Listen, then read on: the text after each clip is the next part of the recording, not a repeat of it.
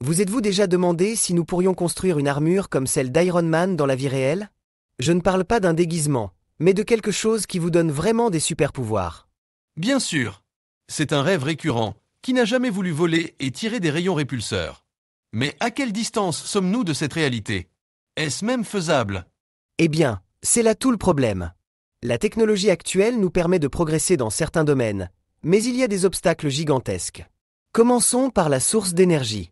Le réacteur arc de Tony Stark est pure fantaisie, du moins pour l'instant. Exactement. Nous aurions besoin d'une source d'énergie extrêmement puissante, légère et compacte. Les batteries actuelles, même les plus avancées, sont trop lourdes et ne dureraient pas assez longtemps pour alimenter toutes les fonctions de l'armure. On parle de systèmes de vol, d'armement, de capteurs. Oui, et pensez à l'exosquelette lui-même.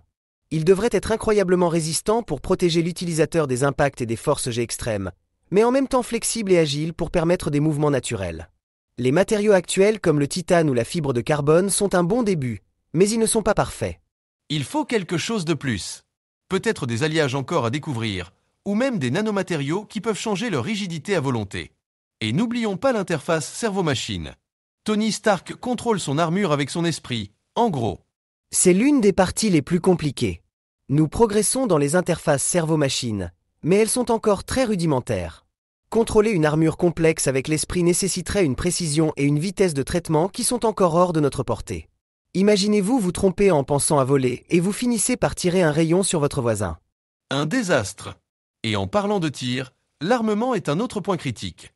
Les rayons répulseurs, les missiles, tout cela nécessite des systèmes complexes et miniaturisés. De plus, il faudrait gérer la chaleur générée par ces armes. Absolument. La gestion thermique serait un défi énorme. Une armure comme celle-ci générerait une quantité incroyable de chaleur, et si elle n'est pas dissipée correctement, l'utilisateur se ferait cuire vivant. Nous aurions besoin de systèmes de refroidissement avancés et efficaces. Et n'oublions pas le thème du vol. Comment ferions-nous voler l'armure? Des réacteurs? Des propulseurs? Chaque option a ses avantages et ses inconvénients. Les réacteurs seraient puissants, mais bruyants et polluants. Les propulseurs pourraient être plus silencieux, mais peut-être moins efficaces. De plus, voler à haute vitesse avec une armure comme celle-ci impliquerait des risques physiques importants. L'accélération, la décompression, l'impact avec des objets, tout cela pourrait causer des blessures graves. C'est vrai. Et en parlant de risques, que se passerait-il si l'armure tombait en panne en plein vol? Ou si elle était piratée par un ennemi? Les conséquences pourraient être catastrophiques. C'est pourquoi la redondance des systèmes est si importante. Nous aurions besoin de multiples systèmes de secours pour chaque fonction critique, de sorte que si l'un tombe en panne, un autre puisse prendre le contrôle. Et la sécurité cybernétique serait fondamentale. Absolument. Mais même si nous pouvions surmonter tous ces défis techniques, il y a des implications éthiques et morales à considérer. Devrions-nous créer des armures de combat aussi puissantes? Qui y aurait accès? C'est la grande question. Une telle armure pourrait changer l'équilibre des pouvoirs dans le monde, et pas nécessairement pour le bien. Elle pourrait être utilisée à des fins néfastes, comme l'oppression ou la guerre. C'est tout à fait vrai. Imaginez une armée entière équipée d'armures d'Iron Man. Ce serait une force imparable, et cela pourrait tenter certains de l'utiliser à des fins agressives.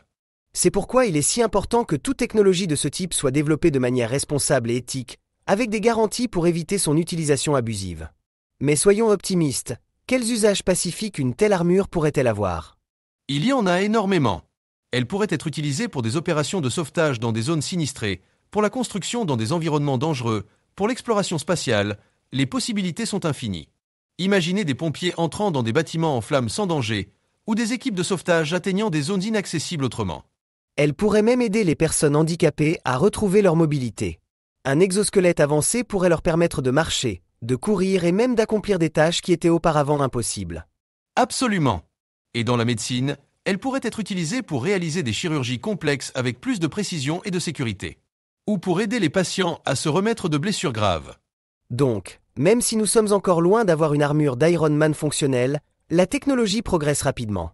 Qui sait, peut-être que dans quelques décennies, nous pourrons voir quelque chose de similaire dans la vie réelle. L'important est que nous la développions de manière responsable, en pensant aux avantages qu'elle peut apporter à l'humanité et aux risques qu'elle implique. Sans aucun doute. Et que nous continuions à explorer les limites de la science et de l'ingénierie, car au final, l'avenir est entre nos mains. Tout à fait d'accord. Que diriez-vous d'encourager nos explorateurs à nous dire ce qu'ils en pensent? Excellente idée! Si vous avez aimé la vidéo, likez-la et laissez-nous dans les commentaires quelles autres technologies de science-fiction vous aimeriez que nous analysions.